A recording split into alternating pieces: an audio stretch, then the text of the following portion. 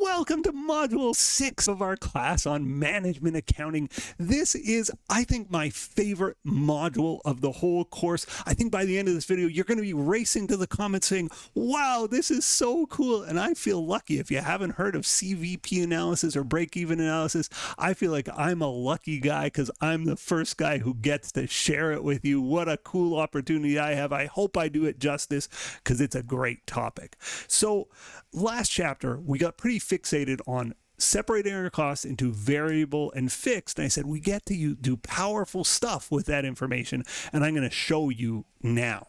So it's very real. I had a friend who was thinking about renting out a floor of her house as an Airbnb, right? She was thinking about doing short-term rentals with a part of her house. And she said, well, you're a CPA, you're an accountant, maybe you can help me crunch some of the numbers. I said, absolutely, you've come to the right guy, because I was thinking in my mind, ooh, I get to do CVP. This is like such a fun topic for me. And so I asked her, first question is like, what are you going to charge? Like, how much will you charge per night? And she said her guess was she'd charge about $75. So her sales price is going to be $75 a night. And then I said, okay, well, what are your nightly costs? You know, maybe in terms of making up the rooms, laundry, Airbnb fees, you know, what do you think the costs are per customer out of the 75? And she said the variable costs, you know, would be about $25 per customer. And I said, okay, well, that means you'll have contribution margin of $50. You're making $50 off every customer. Okay. Then we started discussing fixed costs, things like, well, what's that, you know, the share of, for example, depreciation. You're having people stay in the room for the year. It's wearing and tearing your asset. What do you think your depreciation cost is? And various other fixed costs. You know, we said, oh, we should allocate some share of the property taxes. They're taking your space. This, you know, this 2,000 square foot house, they're taking 500 square feet. They should get 25% of the property taxes allocated to. And we allocated a bunch of fixed costs. And we came to $15,000 of fixed expenses associated with just giving up that floor. So, okay, those were our costs, and that's where, that's all we needed to do some very powerful things. And I always think of CVP analysis, break-even analysis, as a sniff test. Is this idea on paper, just on paper, is it a good idea? Is it going to work? And if not, can I tweak anything to make it work? And I'll provide you with some formulas for CVP analysis, and we'll go through each of these in the videos for the chapter. But the key one, and this is probably the number one formula of the whole chapter, is this concept of a break-even point. Break-even point just says, this is the amount of sales I need to make, not to make money, but not to lose money. This is the amount of sales where profit is zero.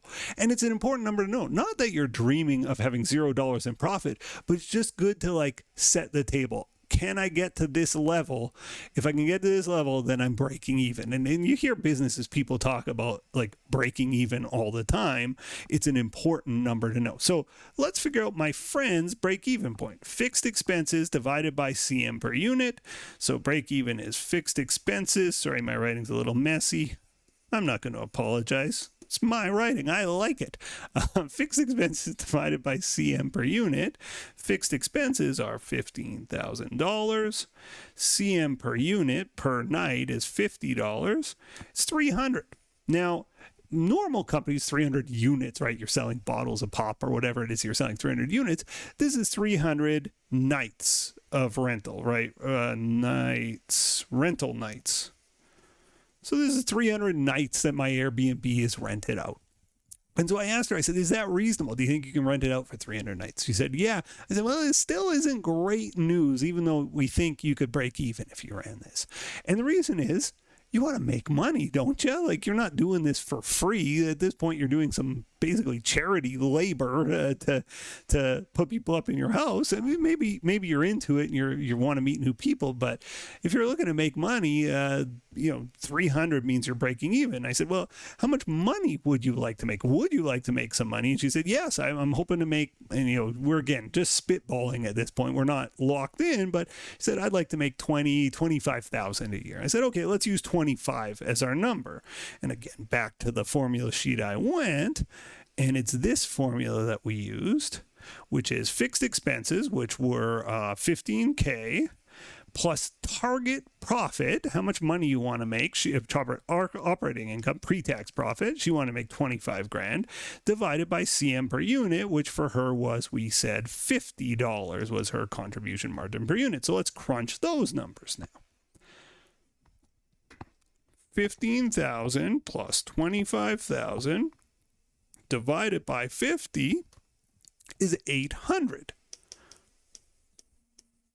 So she would have to, if she wants to hit her goal of making $25,000, she would have to have 800 rental nights on the property in the year. Now, I hope you're seeing the problem.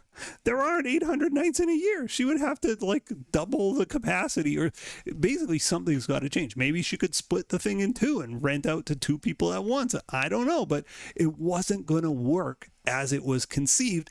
And that's what CVP analysis allows you to do. It sort of allows you to take an idea. So whenever a student's making a business plan for a class, I always say, you got to do this. You got to do this. Because you can really see if the idea stinks or not. And her idea as conceived was not going to work.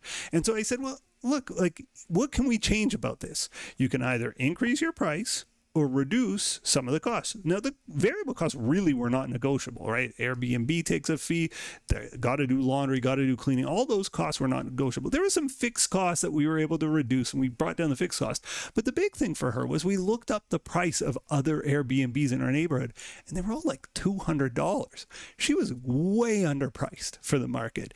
And so I said, well, you should price $200. They're all priced $200. She's like a kind person.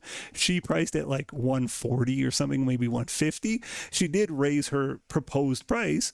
And at that point, the numbers started to pencil out. Things started to make sense when she priced it more reasonably, but it didn't pass the sniff test, right? That's how we knew, oh, she's got to change some things to make this make sense. So I find this to be one of, if not the most useful tool we learn in the course, it's certainly on the list, and it is my favorite subject. The best way to learn it, though, is to do examples. I'm so glad you're here with me, and I can't wait to get started. See you in the next video. The next video in our series is right up here, and if you want a supercut of all of the videos in this series, that's the one down below.